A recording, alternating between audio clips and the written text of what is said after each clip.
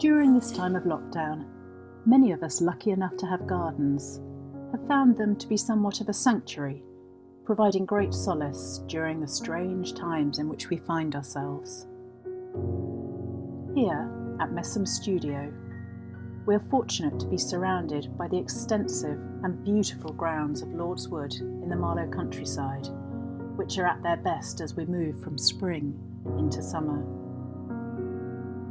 Amongst the many estates whom Messum's represents, we are lucky enough to have some of the finest flower artists of the 20th century.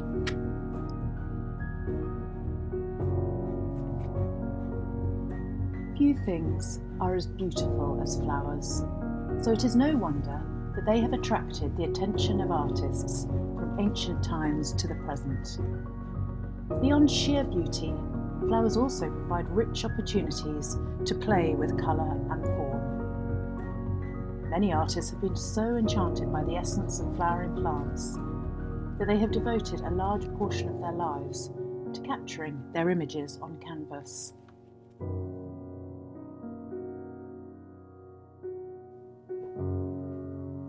Jean-Marie Toulgouat, Monet's great-grandson, was born, grew up, and died at Giverny, witnessing Monet's gardens and paintings firsthand. The late art critic Brian Sewell was a great admirer of the artist and wrote in a World of Interiors article, "Often the pictures work both as a sea of colour and as an organised pictorial distance, as bright abstraction and reality of summer heat. Nothing is left to accident or serendipitous disorder, and no picture expresses more or less than Toulgouat intended, in spite of the speed and spontaneity implied in the handling. The inheritance from Claude Monet is unmistakable." Perhaps the greatest skill in painting flowers is the ability to depict the delicacy of blossoms, the organic rhythms of stem and leaf, and the varied colours and textures of each and every plant, while still capturing the fragile beauty of flowers and the sense of hope and joy they represent. At the turn of the century, the Magazine of Art wrote of Lucien Monod's watercolours, "With all its daintiness, his work is by no means lacking in virility, and its beauty does not degenerate into prettiness.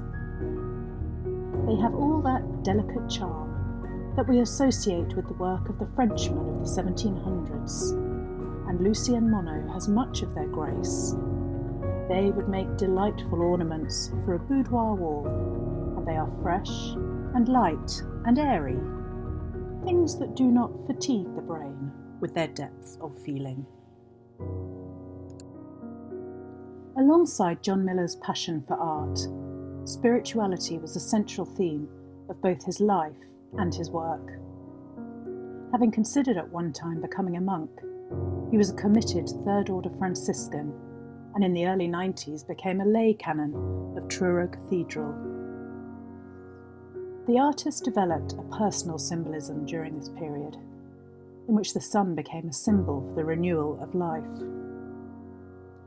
In their statuesque beauty, somewhere between figuration and abstraction, one feels John Miller's powerful individual blooms hold a very special meaning to him, appearing almost divine in their purity.